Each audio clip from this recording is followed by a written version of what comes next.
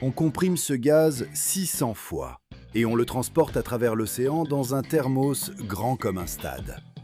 Et non, ce n'est pas une image. Le gaz naturel que tu brûles sur ta cuisinière, on le refroidit à moins 162 degrés Celsius, soit environ moins 260 degrés Fahrenheit. Et il se ratatine en une gouttelette de lui-même. Il devient liquide. Ensuite, on le verse dans des méthaniers d'une capacité pouvant atteindre 250 000 m3. Et on l'emmène à travers l'Atlantique ou le Pacifique, là où il n'y a pas de gazoduc, où il n'y en a jamais eu, et où il n'y en aura pas de sitôt. C'est le gaz naturel liquéfié, et c'est lui qui décide aujourd'hui s'il fera chaud dans les maisons européennes cet hiver et combien coûte l'électricité au Japon. Un seul de ces navires transporte autant d'énergie qu'une ville européenne moyenne en consomme en plusieurs semaines. Et si quelque chose tourne mal du côté de la température, on le remarquera jusque depuis la côte.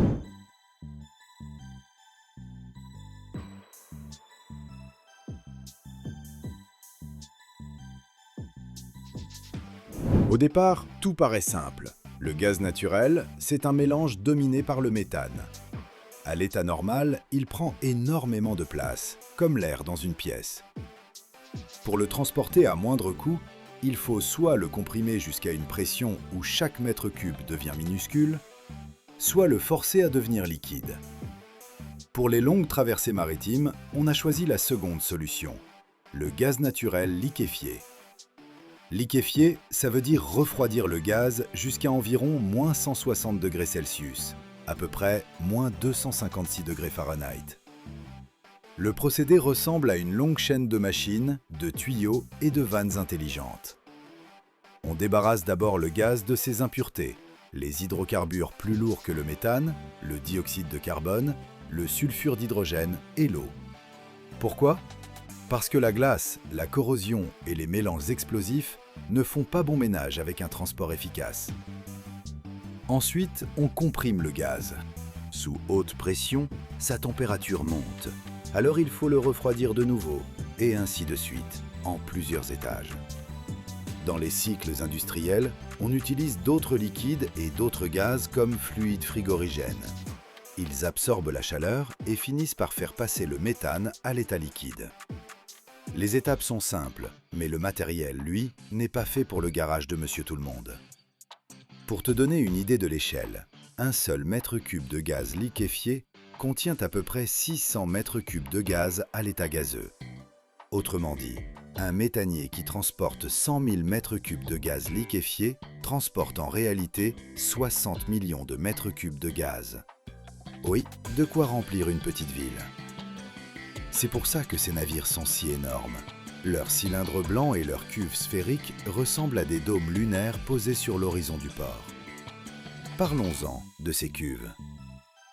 Il en existe deux grands types, les cuves à membrane et les cuves sphériques autoporteuses. Les sphériques en imposent, de grosses boules à l'intérieur du navire qui encaissent mieux la pression et les tensions thermiques. Les cuves à membrane permettent de loger plus de volume dans la coque, mais leur structure est plus fine et demande un contrôle très soigneux.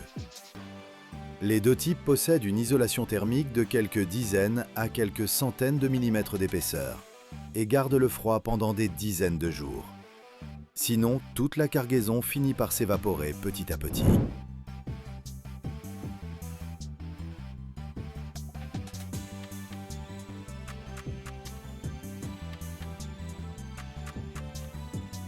Le méthane n'est pas seulement inflammable. À l'état naturel, il est incolore et sans odeur. Et la moindre erreur peut transformer un méthanier entier en source de catastrophe. C'est pour ça qu'on installe à bord des systèmes de détection de fuite, de refroidissement d'urgence, des capteurs magnétiques et thermiques, des vannes automatiques capables d'isoler un compartiment en quelques secondes. L'équipage s'entraîne sur simulateur et sur des scénarios d'accidents bien réels. Mais le vrai danger, ce n'est pas l'explosion, c'est le nuage. Si le gaz liquide fuit et s'évapore d'un coup, il forme un nuage froid et dense qui peut courir sur des kilomètres au ras du sol et s'enflammer à la moindre étincelle. Là, les conséquences dépassent n'importe quel film catastrophe. Et en plus, mélangé à l'air dans une certaine proportion, il devient explosif. Voilà pourquoi, autour des terminaux et des zones de chargement, on aménage des zones tampons et on interdit le feu à l'air libre, les appareils électriques sans protection antidéflagrante et même la cigarette. Le froid, c'est l'autre ennemi. Pour tenir ce moins 160 degrés, le navire a besoin d'un système complexe de gaz inerte, de circulation et de surveillance permanente. Les tensions thermiques peuvent déformer le métal, les vannes gèlent et l'isolation peut s'abîmer pendant une tempête. Imagine un navire en plein océan. Dans la cale, moins 160 degrés Celsius. Dehors, plus 30. Un écart de plus de 180 degrés. Le métal, dans ces conditions, ne se comporte pas partout de la même façon. Et c'est un combat de tous les instants contre les ruptures, les fissures et les fuites.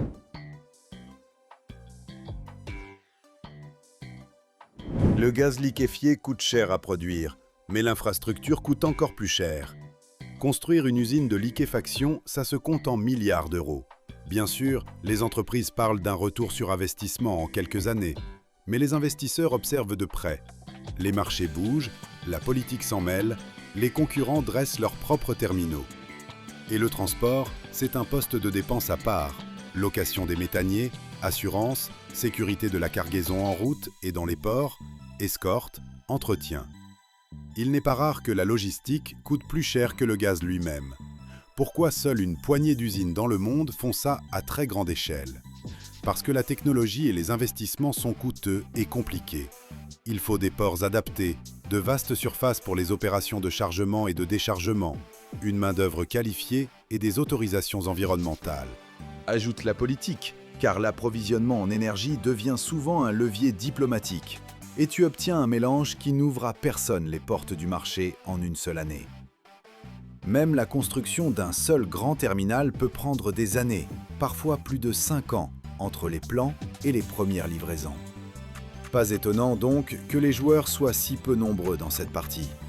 Et pour que sur cette chaîne les abonnés ne soient pas rares non plus, appuie sur le bouton qui va bien sous la vidéo s'il te plaît, et on continue.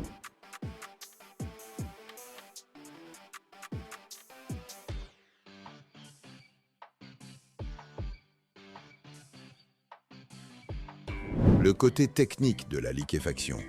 C'est un système d'étapes de refroidissement et d'échange de chaleur. Le gaz entre dans un échangeur où il cède peu à peu sa chaleur aux fluides frigorigènes.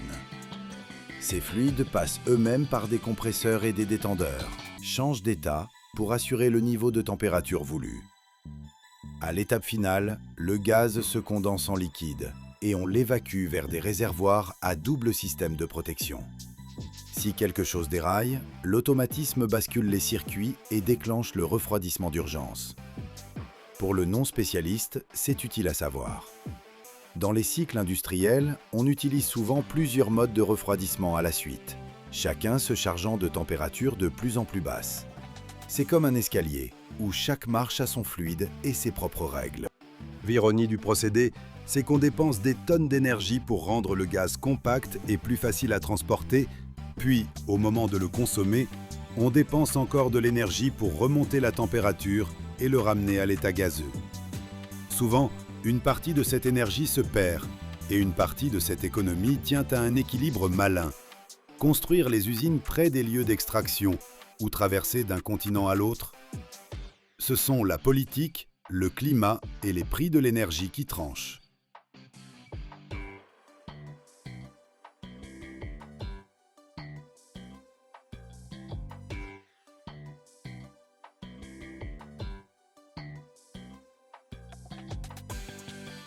Un mètre cube de ce gaz concentré et l'homme meurt en quelques secondes. Et ces émissions toxiques s'échappent par tonnes chaque heure de chaque raffinerie de pétrole. Seule une poignée d'usines dans le monde savent capturer cette mort directement dans les conduits et la transformer en une poudre jaune qui finit ensuite dans vos pneus, dans les engrais pour vos légumes et dans la moitié de toute la chimie de la planète. La réaction est exothermique, la température s'emballe. Une seule défaillance d'une vanne, et l'atelier se transforme en ruine avec des fumées toxiques sur des kilomètres à la ronde. Je suis entré là où se trouve un réservoir de soufre de plusieurs milliers de tonnes. Et ce que j'y ai vu m'a longtemps empêché de dormir tranquille.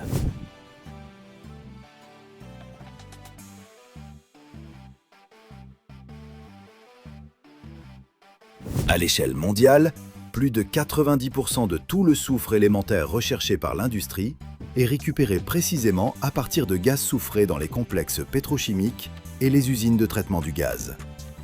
Cela représente des dizaines de tonnes de dollars par an, arrachés à ce qui autrefois était rejeté dans l'atmosphère. Tout commence avec le gaz, sulfure d'hydrogène ou autres composés soufrés qui arrivent au complexe pétrochimique. Ce gaz est nauséabond et toxique. Dans un seul mètre cube d'air peut déjà se trouver une dose mortelle, si l'on se retrouve au milieu sous forme concentrée. C'est pourquoi les usines le capturent directement dans les flux technologiques. Des canalisations sous pression acheminent le gaz vers les installations de neutralisation. Le débit peut être très important. Dans les grandes usines, cela représente plusieurs mètres cubes par an. Imaginez, au lieu de rejeter cette vapeur mortelle dans l'atmosphère, on la récupère et on l'envoie au traitement.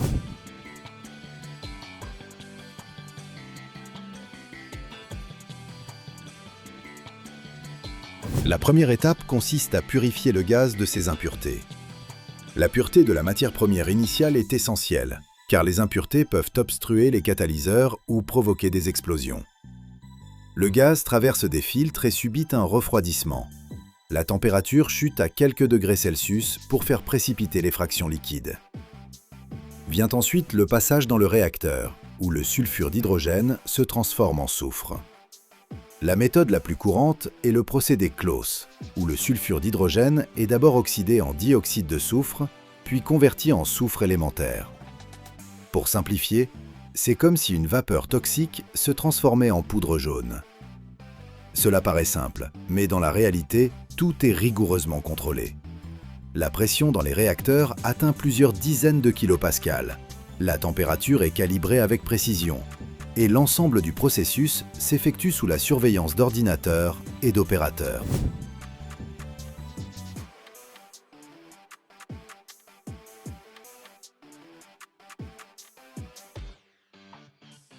L'un des points cruciaux concerne la sécurité. Les réactions sont exothermiques. Si la chaleur produite n'est pas évacuée, le réacteur peut surchauffer. C'est pourquoi des circuits de refroidissement, des systèmes de décharge d'urgence et un dispositif qui réduit automatiquement l'alimentation en gaz en cas de température ou de pression anormale ont été installés. Chaque vanne, chaque capteur sont contrôlés quotidiennement. C'est ce qui garantit qu'aucun incident ne se produise. Par ailleurs, le personnel travaille en tenue de protection et le site est entouré de zones tampons. La distance qui sépare l'installation des zones habitées se compte en kilomètres, non en centaines de mètres.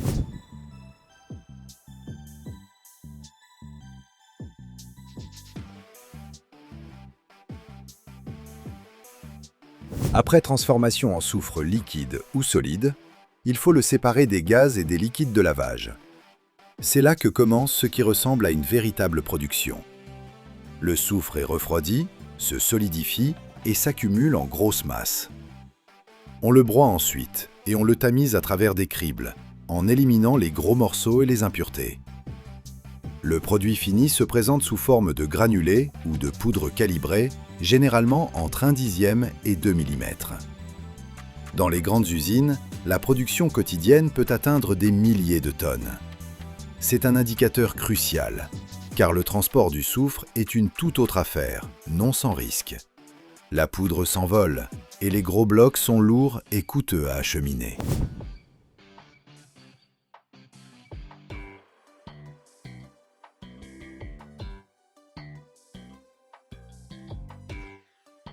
L'un des aspects les plus redoutables réside dans l'inflammabilité et la toxicité des produits lors de la chauffe. Le soufre lui-même n'est pas explosif dans des conditions normales, mais un chauffage inadéquat libère du dioxyde de soufre et des oxydes de soufre. Ces mêmes vapeurs toxiques. C'est pourquoi, lors de la fusion ou du calibrage des fractions, on maintient en permanence des systèmes d'extraction et de purification de l'air. Là où l'on traite de gros volumes, des dispositifs anti-incendie automatiques sont installés, prêts à réagir instantanément. Dans un atelier, j'ai vu une cuve de soufre contenant plusieurs milliers de tonnes. Imaginez les conséquences si elle venait à chauffer de manière incontrôlée.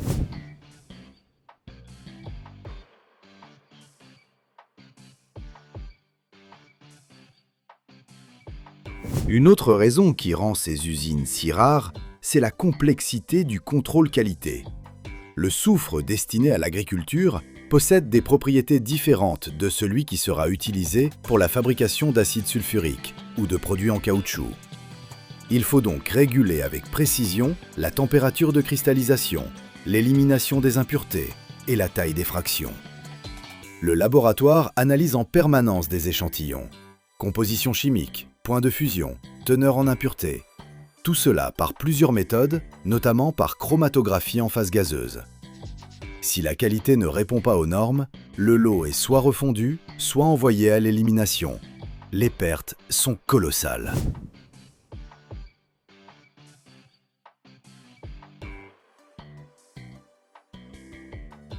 Ce qui frappe l'œil nu, c'est l'ampleur de l'infrastructure.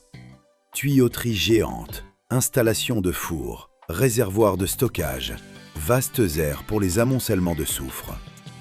C'est un travail d'ingénieurs, de chimistes et d'opérateurs. Seules quelques entreprises au monde possèdent à la fois la technologie et les ressources pour mener ces opérations de manière sûre et économiquement viable.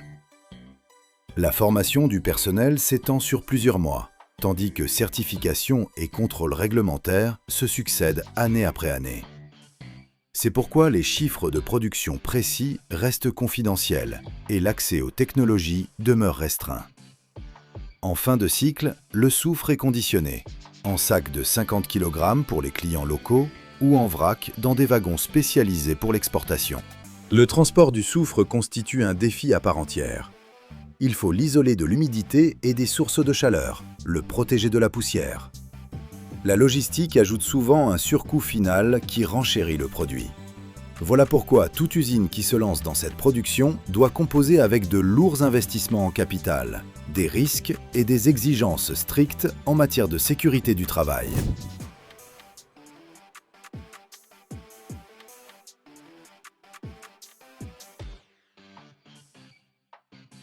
Plus de la moitié du soufre existant dans le monde sous forme de produits finis est destiné à la fabrication d'acide sulfurique, l'un des composants chimiques sans lesquels l'industrie moderne ne pourrait même pas fonctionner partiellement. Étroitement lié à cela, le soufre poursuit son chemin vers l'industrie du caoutchouc, où il joue le rôle d'agent de liaison lors de la vulcanisation du caoutchouc. C'est précisément lui qui détermine la solidité de la gomme des pneumatiques. Chaque pneu qui roule sur nos routes contient du soufre, qui, autrefois, provenait d'un gaz semblable à un poison. Par ailleurs, une grande partie du soufre est utilisée dans l'industrie chimique pour la production de divers sels, réactifs, produits colorés, peintures et plastiques. Autre domaine d'envergure, l'agriculture, où le soufre entre dans la composition des engrais et des fongicides, protégeant les récoltes contre les champignons et aidant les plantes à mieux assimiler d'autres nutriments. Autrement dit, nous nous trouvons au cœur d'une chaîne qui commence par un gaz toxique dans une usine, se transforme en poudre jaune ou en granulé, puis apparaît soudainement dans nos engrais pour légumes, les pneus de nos voitures et les réactions chimiques produisant toutes sortes d'applications. Des engrais minéraux aux peintures et plastiques. D'un côté, il est étonnant qu'une seule et même substance, à l'origine d'un problème écologique, devienne partie intégrante de pratiquement chaque secteur industriel.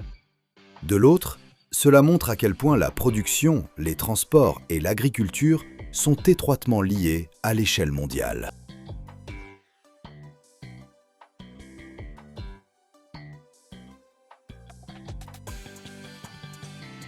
Cette usine boit tellement de pétrole en une seule journée qu'il y en aurait assez pour un pays entier. Et non, je n'exagère pas. Pendant que certains versent dans leur réservoir quelques dizaines de litres d'essence en grimaçant devant le prix à la pompe, ce géant avale chaque jour des millions de barils de brut. De telles quantités, on a du mal à se les imaginer. Si tu versais tout ce pétrole dans des camions-citernes ordinaires, la file s'étirerait sur des centaines de kilomètres. Et le plus curieux, c'est qu'à la sortie de ce liquide noir et puant, naissent l'essence, le diesel, le kérosène d'avion, les huiles, le plastique, les tissus synthétiques et des centaines d'autres choses sans lesquelles le monde moderne s'arrêterait net.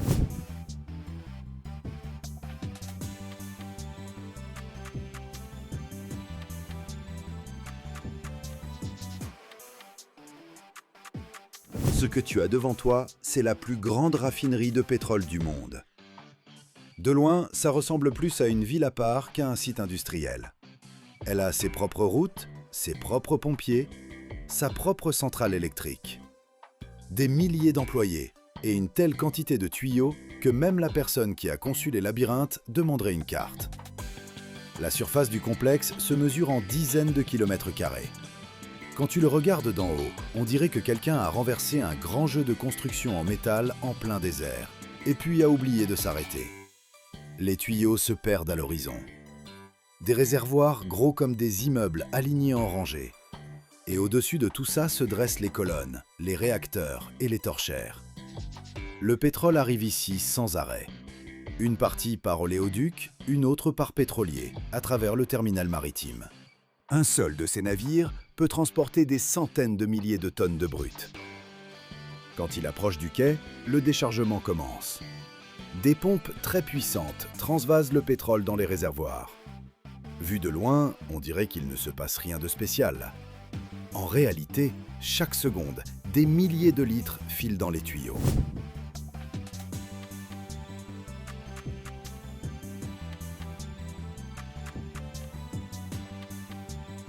Dans les réservoirs, on examine le pétrole. Chaque gisement donne un mélange un peu différent.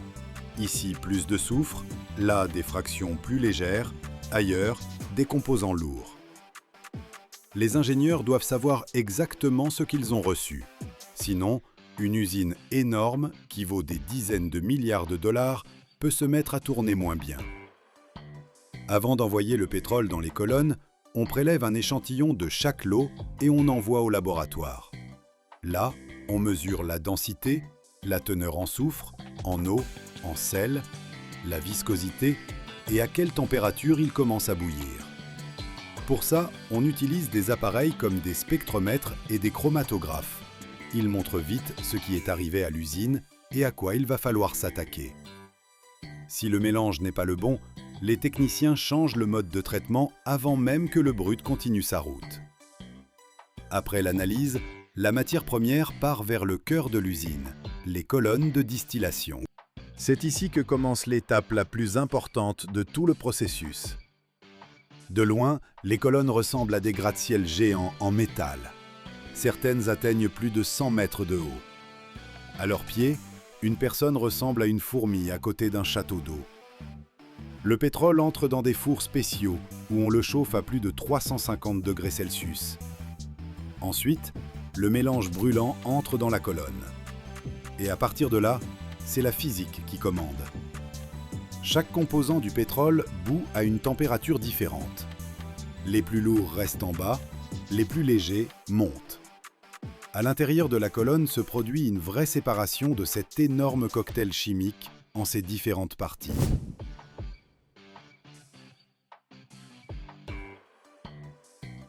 En bas restent les fractions les plus lourdes. C'est d'elles qu'on tirera ensuite le bitume et d'autres produits épais. Un peu plus haut, on récupère le diesel. Plus haut encore, le kérosène d'avion. Au niveau supérieur se rassemblent les composants de l'essence et les gaz. Ça paraît tout simple. Tu as chauffé, séparé et voilà.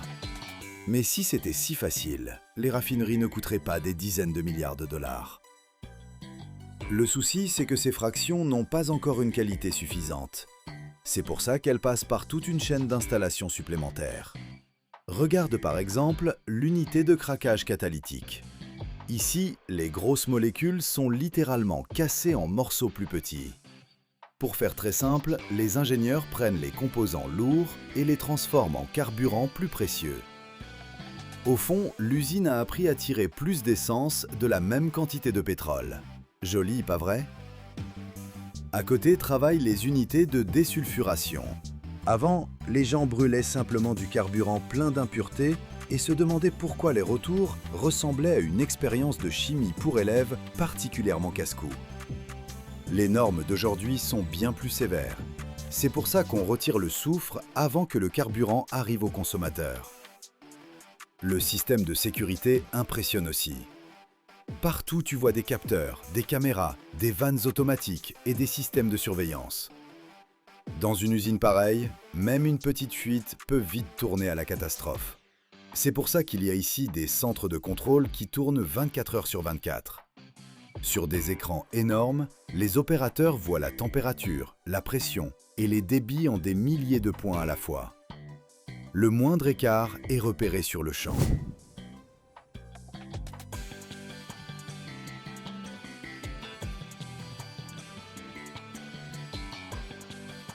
Et en plus, elle a son propre corps de pompier, avec une ampleur telle que beaucoup de casernes de ville paraissent modestes à côté. Les pompiers s'entraînent souvent sur des terrains spéciaux, où ils répètent des scénarios d'accident.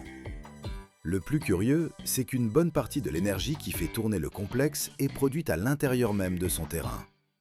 L'usine est tellement gourmande qu'elle consomme de l'électricité comme une grande ville. C'est pour ça qu'il y a ici ses propres installations énergétiques. Chaque jour, des milliers de tonnes de produits finis sortent d'ici.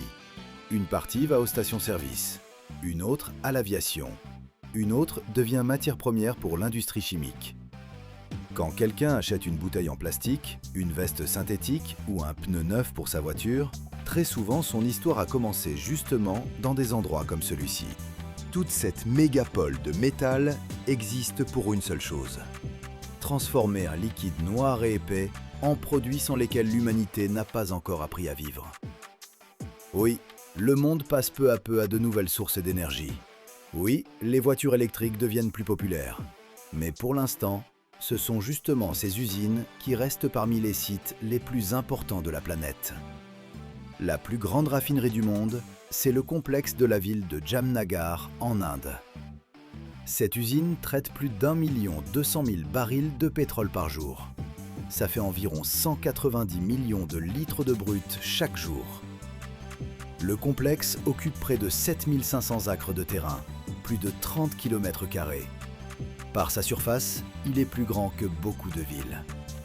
Cette seule usine couvre plus de 30% de tous les produits pétroliers que consomme l'Inde.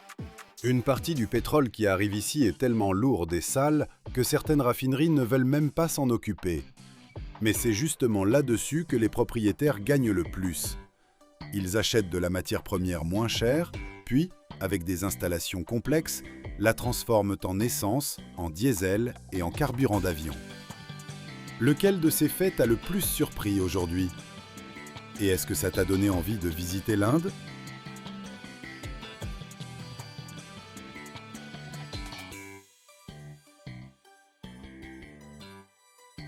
Sous l'océan Arctique reposent 13% des réserves pétrolières mondiales non exploitées, 90 milliards de barils. Le problème, une couche de glace d'1 à 4 km d'épaisseur, moins 50 degrés Celsius, aucune infrastructure à des centaines de kilomètres. Atteindre ce pétrole est techniquement possible, mais le coût fait que la plupart des compagnies pétrolières jettent un œil aux cartes de l'Arctique et les rangent silencieusement. Ceux qui tentent l'aventure se comptent sur les doigts d'une main, et c'est précisément là que je me trouve.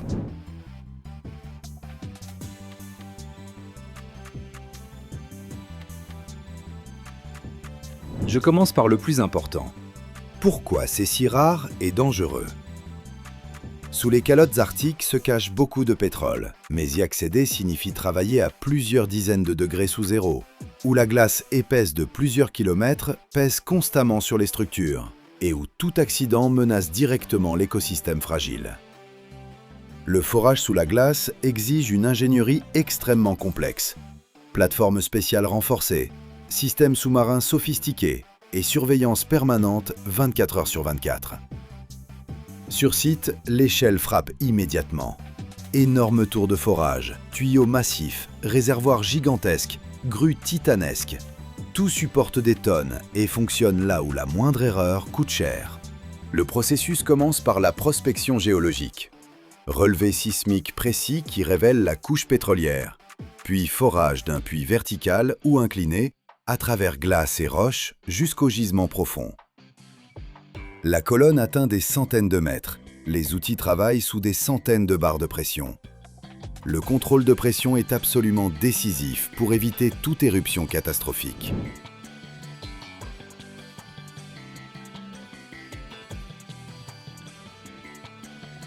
Vient ensuite la préparation de l'extraction. Selon le gisement, on utilise l'éruption naturelle, des pompes mécaniques, des électropompes immergées, le gas lift ou d'autres procédés de remontée. Chaque méthode a ses exigences techniques et son prix. L'équipement arctique coûte plusieurs fois plus cher. Seules quelques compagnies et usines au monde possèdent les technologies et ressources nécessaires. Les risques ne sont pas que techniques. L'environnement est fragile. Une marée noire sous la glace reste difficile à circonscrire et la restauration prend des années. Les accidents en mer froide ont des conséquences durables, d'où une réglementation, des assurances et des protocoles de sauvetage plus stricts qu'ailleurs, qui font grimper les coûts et rendent le projet politiquement sensible.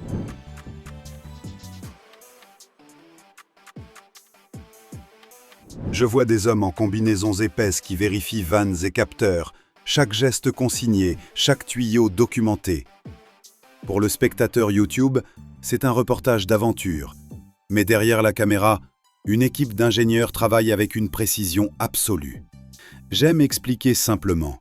Le forage, c'est poser un très long tube dans la terre, mais ce tube doit résister au froid glacial et fonctionner en continu. Et quand je dis « en continu », j'entends 24 heures sur 24. Tout arrêt risque le gel, la panne, des dépenses colossales. C'est pourquoi le forage arctique est un pari aux limites du possible, où se mêlent ingénierie, argent et politique, et où une erreur peut devenir une histoire mémorable.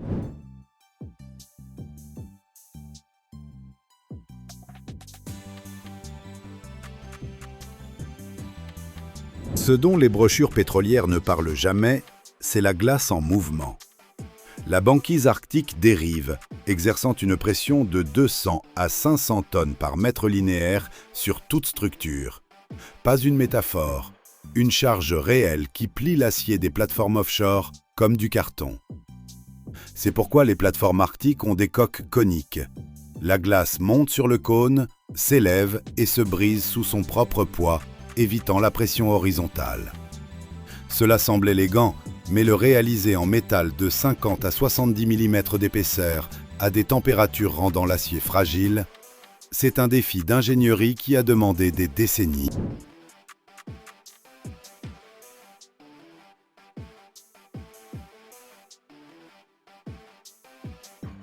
La fenêtre d'activité sur le plateau continental arctique dure de 8 à 4 semaines par an selon la latitude. Le reste, c'est l'hiver. La glace rend tout approvisionnement soit impossible, soit si coûteux qu'il vaut mieux attendre. Durant ces 2 à 3 mois d'été, il faut tout acheminer, pièces, carburant, vivres, personnel, équipement. La chaîne logistique démarre 9 à 10 mois avant la navigation. Un voyage de brise-glace coûte de 2 à 5 millions de dollars. Si l'on oublie quelque chose ou commande la mauvaise référence, la prochaine occasion de corriger, c'est dans un an.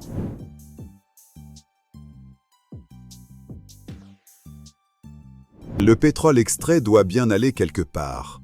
Sur les gisements terrestres, en Alaska par exemple, on l'achemine par pipeline.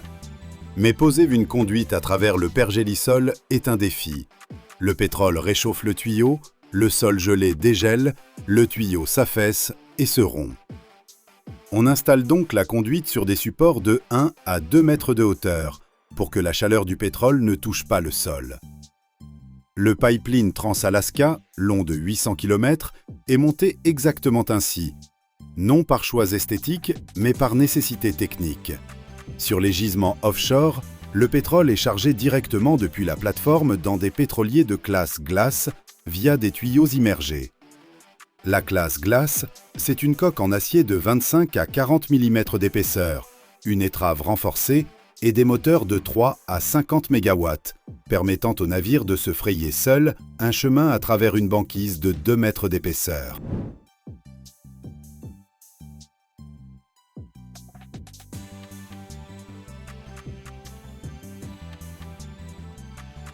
Le personnel arctique fonctionne par rotation, 2 semaines sur site, 2 semaines chez soi.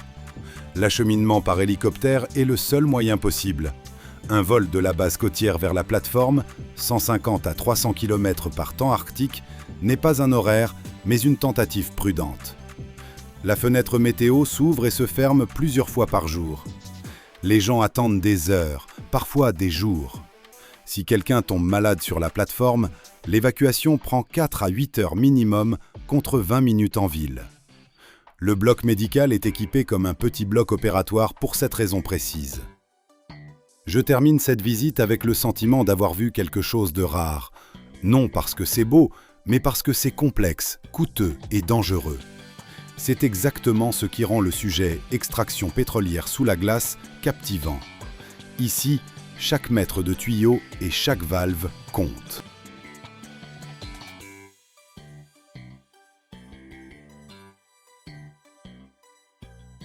Si le forage s'arrête 30 minutes, 2 km de puits se retrouvent simplement coincés. Les dégager coûtera des millions, ou ne sera tout bonnement pas possible. La location d'une telle installation représente des centaines de milliers d'euros par jour. Le trépan qui grignote le granit coûte le prix d'un appartement et casse au bout de quelques jours. Et si la pression a été mal calculée, le gaz jaillira avec une telle violence que seul un clapet de plusieurs dizaines de tonnes pourra l'arrêter. Je suis entré à l'intérieur d'un chantier de forage et j'ai vu à quoi ressemble la véritable lutte contre les profondeurs. Je vous montrerai chaque point critique, du trépan au système anti-éruption. Et je vous raconterai ce qui se passe à la seconde précise où le forêt atteint le gaz.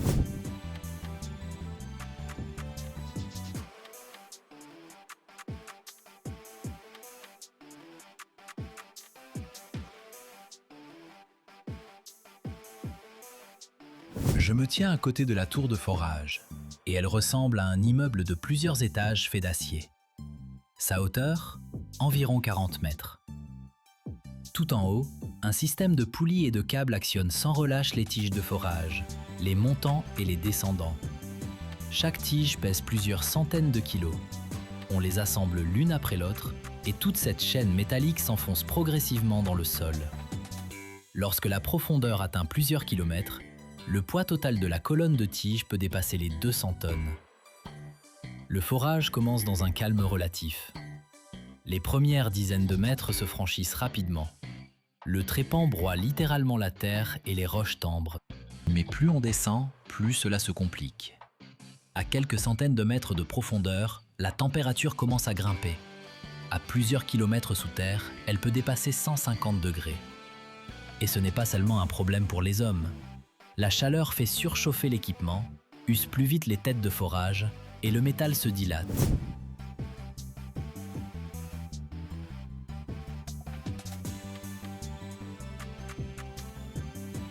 On me montre un trépan de forage, l'outil qui, littéralement, mord la roche. On dirait qu'il a été conçu pour un rover martien. À l'intérieur, alliage ultra dur et diamant industriel. Sinon, impossible d'entamer la formation. Certains trépans coûtent le prix d'un appartement en centre-ville. Et le plus drôle, parfois, ils cassent au bout de quelques jours. Pendant que le trépan tourne en profondeur, on pompe en continu la boue de forage. C'est un fluide très épais qui rappelle un kéfir sale. Il est propulsé sous haute pression par des pompes à travers toute la colonne de tige. Il descend, refroidit le trépan, évacue les débris de roche et remonte avec les fragments. Ici, même les déchets sont fascinants. Les géologues lisent littéralement ces morceaux de pierre comme l'histoire de la planète.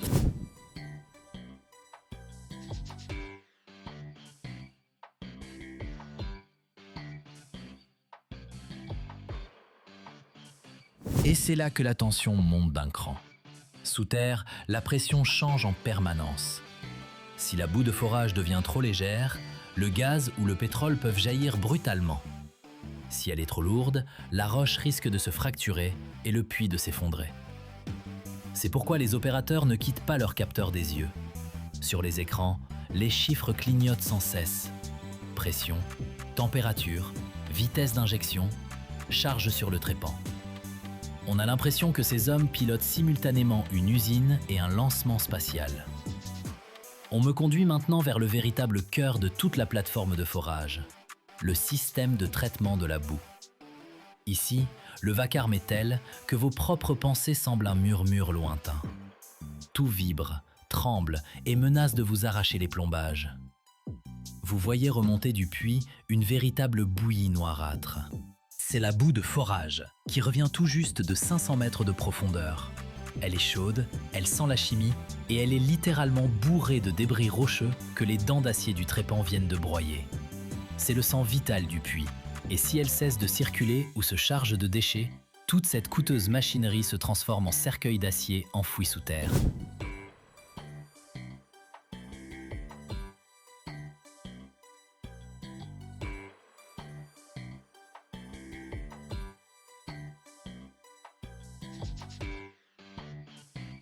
Notre première étape dans ce parcours, les tables vibrantes, que les spécialistes appellent tamis vibrants. Observez ces grilles. Elles tremblent à une vitesse telle que l'eau à leur surface se transforme en fine brume. Ces installations séparent les gros morceaux de roche, ce qui fut autrefois du granit ou du calcaire massif. En une seule heure, 20 à 30 tonnes de boue traversent ces tamis. C'est un moment critique. Si la grille se déchire et qu'un seul fragment de pierre passe dans le système, il détruira des pompes coûteuses de 50 000 € plus vite que vous n'aurez fini votre café du matin.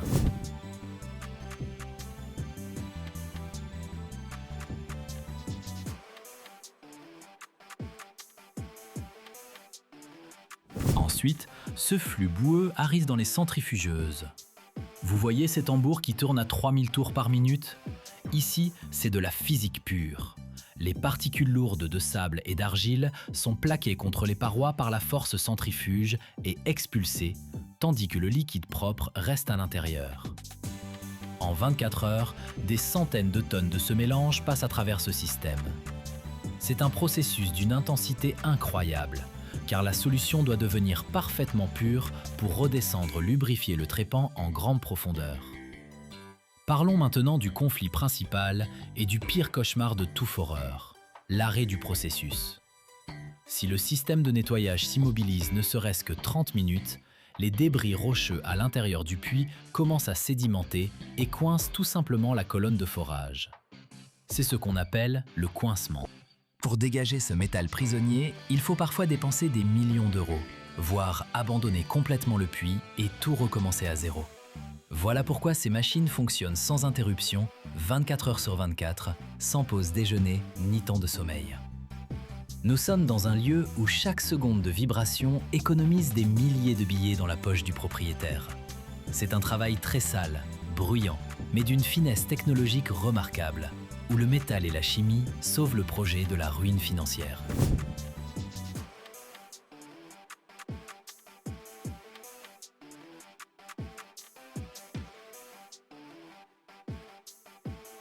Comment fonctionne une installation de forage ou l'épuration de la boue de forage en quelques mots?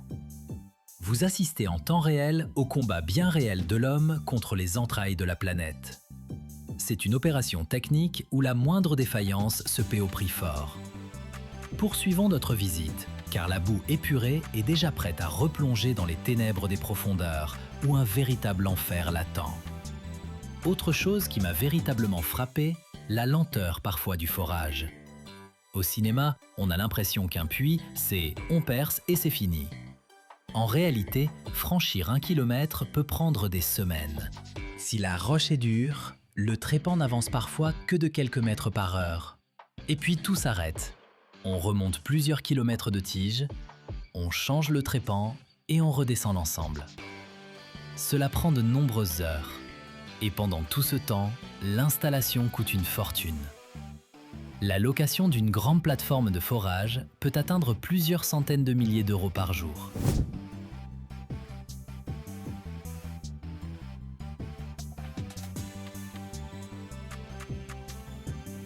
Lorsque le puits s'approfondit, ses parois doivent être consolidées. On y descend des tubes d'acier de gros diamètre, et l'espace entre le tube et la roche est comblé de ciment. Sans cela, le puits serait tout simplement écrasé par la pression des strates. En substance, on construit sous terre une structure multicouche d'acier et de béton seulement à la verticale et à plusieurs kilomètres de profondeur. Le moment le plus dangereux, c'est quand le trépan atteint la poche de gaz. Là, tout le monde se déplace très vite, mais sans panique. Si la pression a été mal calculée, une éruption peut se produire. Le gaz et les fluides jaillissent vers la surface avec une force démente. C'est précisément pour cette raison que les plateformes de forage sont équipées d'énormes dispositifs anti-éruption, des vannes métalliques pesant des dizaines de tonnes. Elles peuvent obturer le puits en un instant. On me montre cette installation, et elle a l'air tout droit sortie d'un film catastrophe industrielle.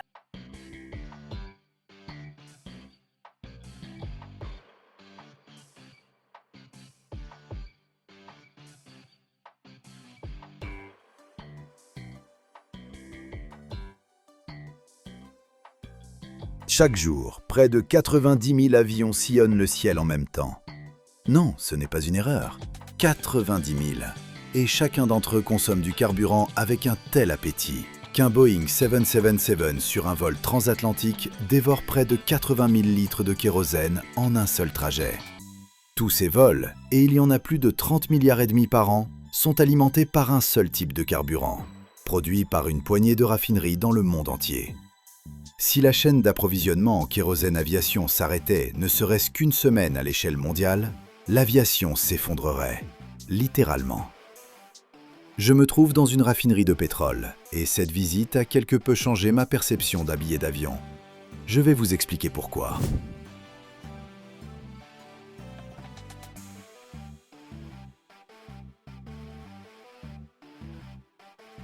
Le kérosène d'aviation, qu'on appelle carburéacteur ou Jet A1, n'est pas qu'un simple liquide dérivé du pétrole.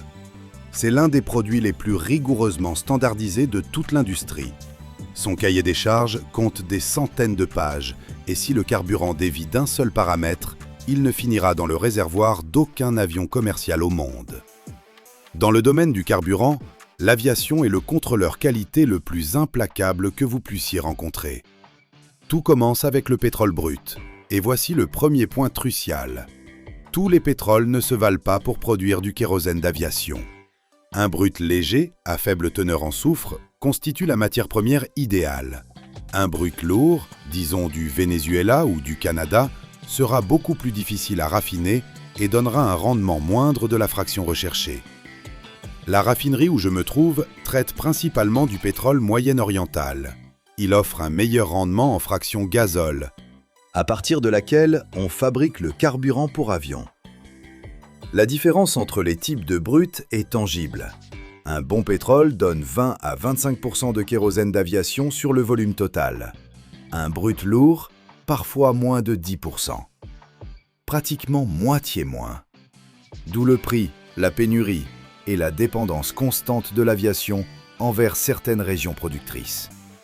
Le pétrole arrive à la raffinerie et son premier arrêt est la colonne de distillation atmosphérique.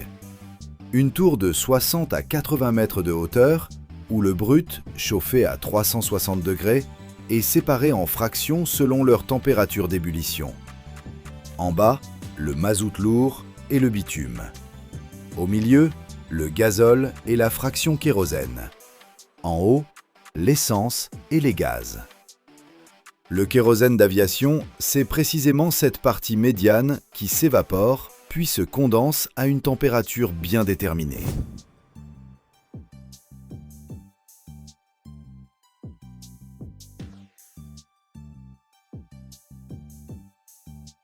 Mais ce qui sort de la colonne de distillation n'est pas encore du carburant d'aviation prêt à l'emploi.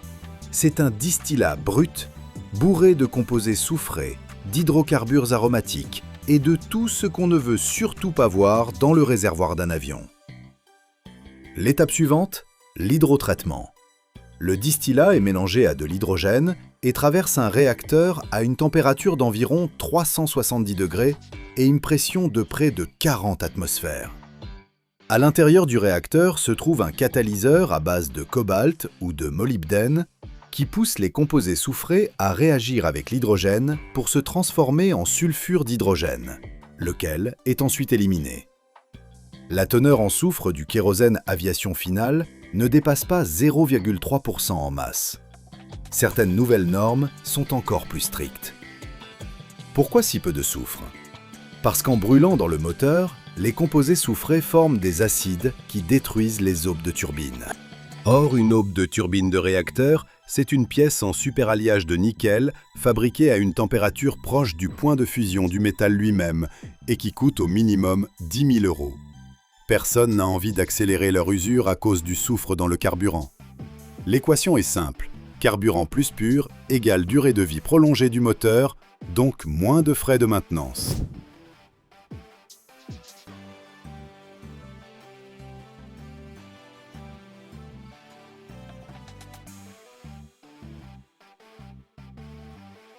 Après purification, le carburant traverse encore plusieurs étapes de séparation hydrostatique pour éliminer les fractions trop légères ou trop lourdes qui se seraient retrouvées au mauvais endroit. Puis vient la partie la plus fascinante, l'ajout des additifs. Et c'est là que la production de kérosène aviation commence à ressembler à l'industrie pharmaceutique. Les additifs représentent peu en volume, on les mesure en millilitres par tonne.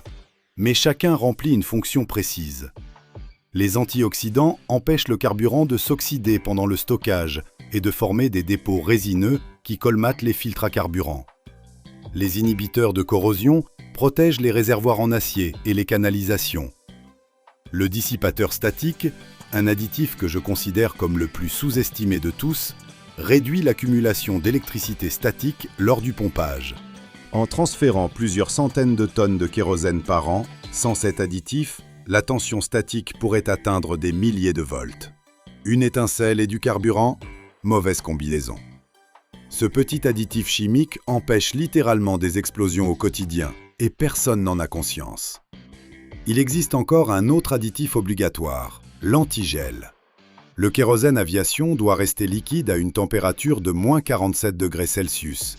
C'est le point de congélation minimal requis pour le jet A1. À 12 000 mètres d'altitude, la température extérieure peut descendre jusqu'à moins 60 et au-delà, et le carburant dans les réservoirs se refroidit progressivement. S'il commence à cristalliser, le système d'alimentation de l'appareil s'arrête. Et ce n'est pas qu'une théorie. En 2008, un Boeing 777 de British Airways s'est écrasé lors de son atterrissage à Gatwick, précisément à cause de la microcristallisation de l'eau dans le système d'alimentation. Pas à cause d'un mauvais carburant, mais d'un carburant parfaitement conforme, dans lequel, selon une certaine combinaison de température et de conditions, l'eau dissoute a gelé. Cela a coûté à la compagnie des dizaines de millions de livres de pertes et 2 années d'enquête. Après cet accident, les exigences en matière de qualité du carburant aviation ont été encore renforcées.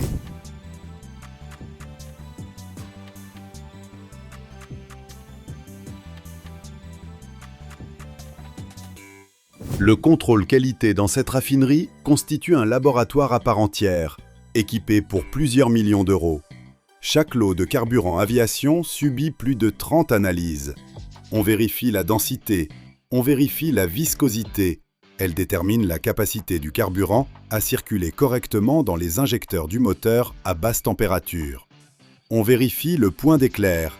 Il doit atteindre au minimum 38 degrés afin que le carburant ne s'enflamme pas au contact d'une étincelle accidentelle dans les conditions normales de stockage aéroportuaire. Le transport présente un risque particulier, la contamination. Le kérosène aviation est acheminé principalement par pipeline, et ces mêmes conduites transportent parfois du gazole, mais à des moments différents, avec un nettoyage rigoureux entre chaque lot. Si des résidus de gazole contaminent le kérosène aviation, le point de congélation se modifie, la stabilité thermique chute. Pour détecter cette contamination croisée, les aéroports disposent d'analyseurs automatiques qui contrôlent le carburant directement dans les réservoirs de stockage, avant qu'il ne soit transféré dans les réservoirs d'un appareil précis. Chaque grand aéroport possède sa propre infrastructure carburant, réservoir, station de pompage, pipeline jusqu'aux aires de stationnement. Une plateforme majeure comme Amsterdam ou Francfort stockent simultanément entre 200 et 300 millions de litres de carburant aviation.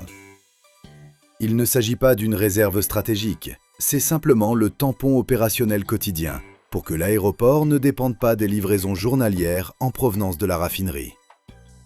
À titre de comparaison, un vol Airbus A380 à pleine capacité embarque jusqu'à 320 000 litres. Un vol, un avion, une seule fois.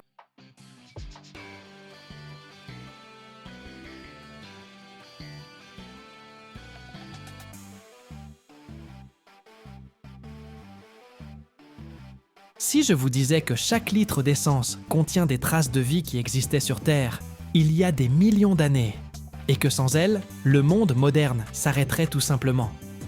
Chaque année, l'humanité brûle l'énergie née de plantes préhistoriques, de plancton et de créatures disparues bien avant l'apparition de l'homme.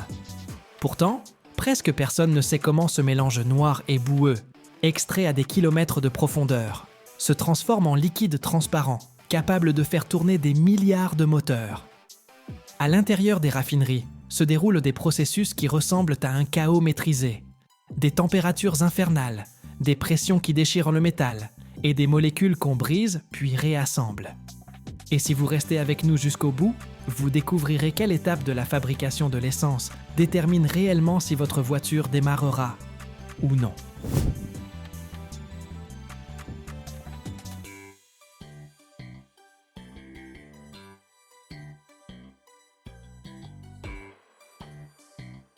Tout commence avec le pétrole brut, extrait du sous-sol à des profondeurs pouvant atteindre plusieurs kilomètres. Ce pétrole n'est pas une substance homogène, mais un mélange complexe de milliers d'hydrocarbures différents, formés durant des millions d'années à partir de restes d'organismes anciens. Imaginez, les dinosaures, les plantes préhistoriques et le plancton se sont transformés sous l'effet de la pression et de la température, en ce qui fait aujourd'hui tourner notre civilisation moderne. Incroyable, n'est-ce pas? Lorsqu'on l'extrait, le pétrole présente des aspects différents selon le gisement. Il peut être presque noir et épais comme de la mélasse, ou bien plus clair et fluide. Il contient un mélange de molécules de taille variée, depuis de minuscules gaz jusqu'à d'énormes composants lourds. Et la mission d'une raffinerie, c'est justement de séparer tout ce mélange en produits utiles, dont l'essence fait partie.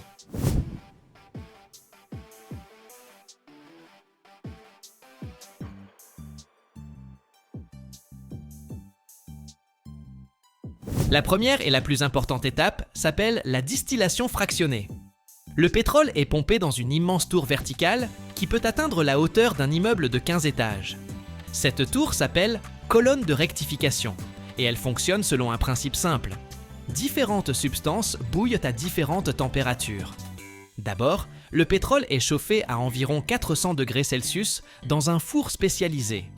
À cette température, la plupart des composants du pétrole se transforment en vapeur.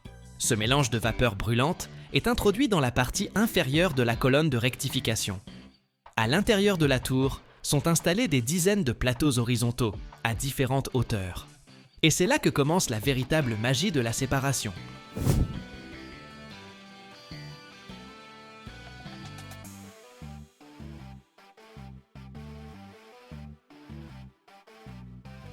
Lorsque la vapeur chaude s'élève dans la colonne, elle se refroidit progressivement. À chaque niveau, la température est légèrement plus basse que celle du précédent. Les molécules lourdes, dont les points d'ébullition sont élevés, se condensent les premières, en bas de la colonne, là où il fait encore très chaud. Les molécules plus légères continuent de monter jusqu'à atteindre le niveau correspondant à leur température de condensation. Elles s'y transforment alors en liquide et sont recueillies sur les plateaux appropriés. Les gaz les plus légers, comme le propane et le butane, traversent toute la tour et sortent par le sommet à des températures voisines de 30 degrés.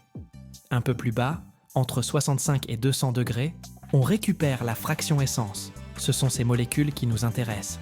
Plus bas encore, à des températures inférieures, on obtient le kérosène et le gazole.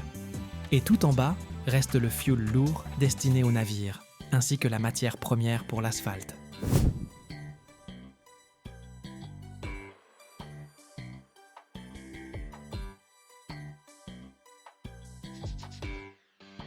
Mais voici le hic. Si l'on se contente de fractionner le pétrole brut, on n'obtient pas beaucoup d'essence, environ 15 ou 20% du volume total. Or, la demande d'essence est colossale, bien supérieure à sa teneur naturelle dans le pétrole. Les raffineurs ont donc imaginé une astuce pour en produire davantage à partir de ce qu'ils ont, un procédé appelé craquage. Le craquage consiste à briser de grosses molécules lourdes en molécules plus petites, adaptées à l'essence. Plusieurs méthodes existent. Le craquage thermique chauffe simplement le pétrole lourd à des températures extrêmes d'environ 500 degrés sous haute pression. Dans ces conditions, les longues chaînes d'atomes de carbone se fragmentent littéralement en morceaux plus courts.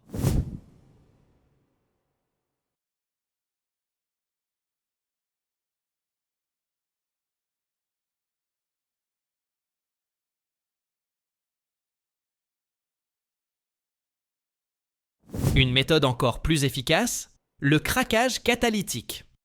On utilise ici des substances spéciales, les catalyseurs, généralement des aluminosilicates, qui accélèrent les réactions chimiques sans avoir à chauffer à des températures aussi folles. On mélange le pétrole lourd avec une poudre chaude de catalyseur à des températures proches de 1000 degrés, et les molécules se scindent bien plus rapidement et efficacement. Après la réaction, le catalyseur est régénéré et réutilisé encore et encore. Il existe également l'hydrocraquage, où l'on ajoute, outre la haute température et le catalyseur, de l'hydrogène sous pression, jusqu'à 1 tonne, voire 1,5 tonnes par pouce carré. L'hydrogène aide à nettoyer les molécules en éliminant le soufre et l'azote, qui peuvent être nocifs. Ce procédé donne l'essence la plus pure et de la meilleure qualité.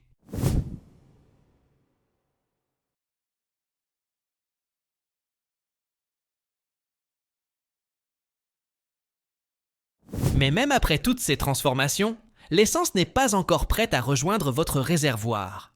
Il faut améliorer ses propriétés par des procédés appelés reformage et alkylation. Le reformage modifie la structure des molécules d'essence, augmentant son indice d'octane, l'indicateur de la résistance du carburant à la détonation dans le moteur. Une essence à faible indice d'octane peut s'auto-enflammer dans les cylindres du moteur, de manière intempestive, provoquant un cliquetis susceptible d'endommager le bloc moteur. Lors du reformage, les molécules d'essence traversent une série de réacteurs équipés de catalyseurs au platine à une température avoisinant les 500 degrés. Là, les chaînes droites d'atomes se réorganisent en structures ramifiées et en molécules cycliques, qui présentent un indice d'octane plus élevé. Autrefois, on ajoutait du plomb pour augmenter l'octane, mais on a découvert qu'il était toxique et polluait l'environnement, si bien qu'on y a renoncé dès les années 1990. L'alkylation est un procédé qui permet de combiner de petites molécules en molécules plus grandes, parfaitement adaptées à l'essence. On prend des gaz légers, issus du craquage, que l'on fait réagir en présence d'acides puissants pour obtenir des molécules de la taille idéale à indice d'octane élevé. C'est un procédé coûteux, mais qui fournit les composants des essences premium. Après toutes ces transformations, différents flux d'essence sont mélangés dans des proportions précises pour obtenir le produit final aux caractéristiques recherchées. On ajoute encore au mélange toute une série d'additifs, des substances qui améliorent diverses propriétés. Les détergents nettoient le moteur des dépôts. Les antioxydants empêchent l'essence de se dégrader pendant le stockage. Les inhibiteurs de corrosion protègent le système d'alimentation de la rouille. On ajoute des colorants pour pouvoir distinguer visuellement les différents types d'essence.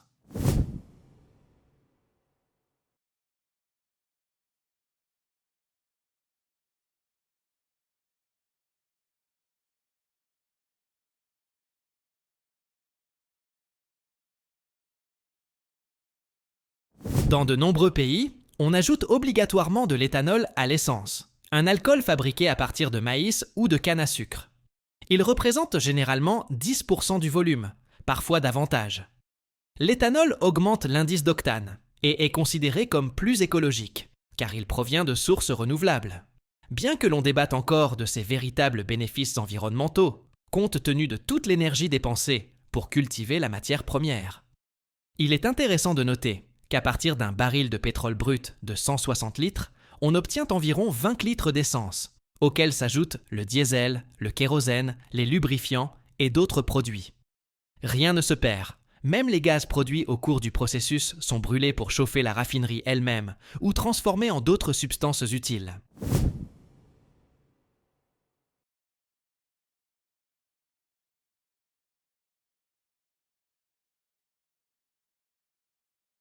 Une raffinerie moderne, c'est une véritable cité de tuyaux, de tours, de réacteurs et de réservoirs qui peut s'étendre sur plusieurs kilomètres carrés.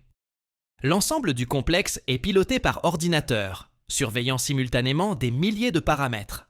Température, pression, débit des flux, composition des produits. Une erreur de réglage peut coûter des millions de dollars, voire provoquer un accident. Les normes environnementales se durcissent sans cesse. Aussi les raffineries se modernisent-elles en permanence, installant de nouveaux équipements de traitement des émissions et réduisant leur consommation d'énergie. La production d'essence est devenue bien plus propre qu'il y a 30 ou 40 ans, même si elle reste très énergivore et continue d'avoir un impact sur l'environnement.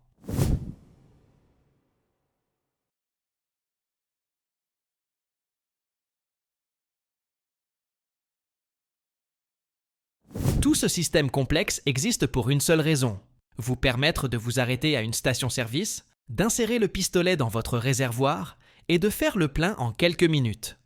Derrière ces quelques minutes se cachent des géologues qui cherchent le pétrole, des ingénieurs qui conçoivent les puits et les raffineries, des chimistes qui développent les catalyseurs et les additifs, des techniciens qui assurent le bon fonctionnement des équipements, des chauffeurs qui livrent le carburant. Une industrie mondiale qui fonctionne 24 heures sur 24 pour que le monde continue d'avancer. Et même si l'on parle beaucoup aujourd'hui de voitures électriques et d'énergie renouvelable, l'essence restera encore longtemps le carburant principal pour des milliards de véhicules à travers le monde. C'est le fruit d'un siècle de réflexion technique, de recherche chimique et d'innovation technologique.